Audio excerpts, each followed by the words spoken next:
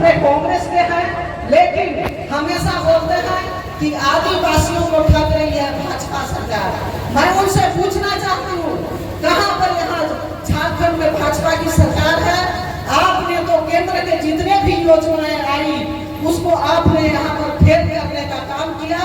मैं जब एक दिन पेपर में पढ़ी कि यहाँ पर 90% नल जल योजना यहाँ पर हो गया है, मैंने यहाँ के पीएचडी के स्टूडेंट को फोन लगाया, उनसे पूछा कि आपने जिस गांव में लगाया वहाँ पानी की योजना टोटल फेल है, और किसी गांव में अगर आपने लगाया तो 10 तो घर में लगाया, 15 तो घर में आपने छोड़ने का काम किया।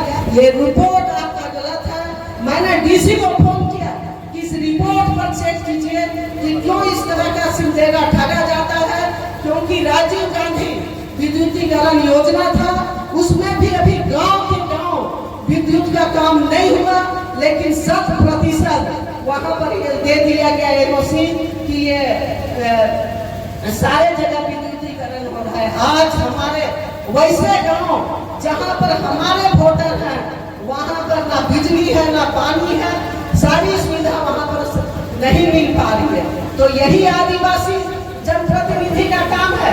आज आदिवासी क्षेत्र में नदी है, तो नदी से बालू निकाल कर उसका कारोबार किया जा रहा है। अगर ये यहाँ का प्रशासन और राज्य सरकार के मंत्रों की संलिप्तता नहीं होगी तो बालू कैसे निकल जाएगा?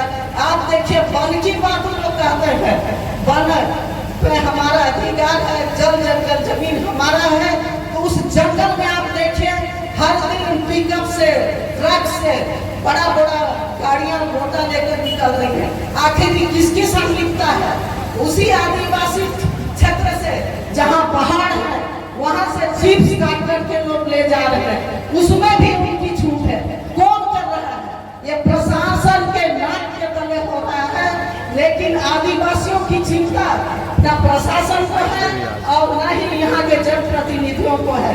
केवल पेपरबाजी होता है कि सुने आदिवासियों को ठगा जा रहा है। आप आदिवासी के लिए तो एक बार सोच के देखिए, CNTS एक्ट का उल्लंघन हो रहा है।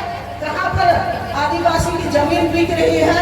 आप सिमडेगा का क्षेत्र में देखिए, बाहर की बात नहीं करती, NSC के क्षेत्र में आप देखिए, यहाँ पर भी उसी तरह का है कि NSC का जितने आदिवासी जमीन है सारे बिक चुके, वहाँ पर बड़े बड़े महल बन चुके। वो आदिवासी कहाँ जाएगा? उसकी चिंता क्यों नहीं करते? आप वोट बैंक की राजनीति करते हैं। आप क्रिश्चियन और मुस्लिम को खुश करने के लिए तुष्टीकरण की नीति आप करते हैं। एक बार जांच तो कराइए।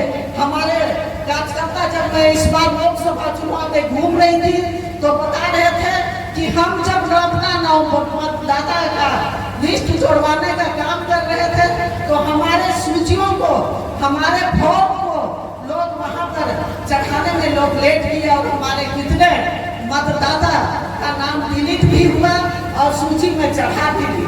आखिर ये किसकी मिलीभगत है? ये BLO और उनके प्रशासन की कमी है। कि मैं एक क्षेत्र में जानती हूँ जहाँ पर जब 900 वोटर था, 147 नंबर बूथ में वहाँ 1200 वोटर हो गए। एक घर से क्या 4 बच्चा मतलब युवा हो गया, 18 साल से ऊपर हो गया। वैसे जगहों में BLO के फार्म को भी जब वहाँ पर जांच करना चाहिए और बिना BLO और प्रशासन के मिलीभगत के ये सब काम नहीं हो सकता। क्योंकि ये मैं चुनाव में सब घूम रही थी, आपका टाइसर का क्षेत्र है या कुरुकेरा का क्षेत्र है, सवाई, और इधर सभी जगह लोगों ने शिकायत किया कि कहीं कहीं भी हम लोग का नाम नहीं चल पाया, उल्टा डिलीट हो गया। तो आज मैं कहना चाहूंगी अपने बूथ अध्यक्षों से, आप काम करिए और वैसा BLO जो आपका फॉर्म को जमा नहीं करके वोटर लिस्ट में नाम नहीं चढ़ाता, उस पर उसकी सूचना हमें दीजिए, हम लोग उस पर कार्रवाई करेंगे। मत देने का अधिकार सबको है, लेकिन जिस तरह से पालकोट से खबर आया कि 4 अपने मुस्लिम मतदाता जो उस क्षेत्र के नहीं है पालकोट में निवासी बन गए हैं और अपना वोटर लिस्ट में नाम चढ़ा दिए, वैसे लोगों की जांच नहीं होनी चाहिए। जो यहाँ पर मजदूरी करने के लिए आपका अधिकार है उसका, लेकिन उसकी भी जांच होनी चाहिए कि वो जहाँ का निवासी है वहाँ पर उसका मतदाता सूची में नाम है कि नहीं है। वैसे लोगों को मतदाता सूची से नाम रखना चाहिए।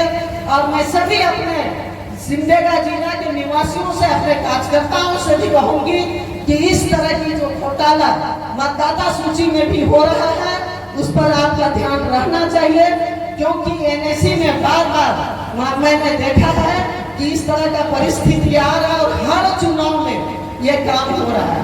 तो आज बूथ अध्यक्ष को हमारे जो मुख्य अतिथि हैं उनका मार्गदर्शन मिलेगा, लेकिन मेरा निवेदन है मंडल अध्यक्षों से, अपने बूथ के कार्यकर्ताओं से कि आपके पास अभी वोटर लिस्ट है, उस वोटर लिस्ट में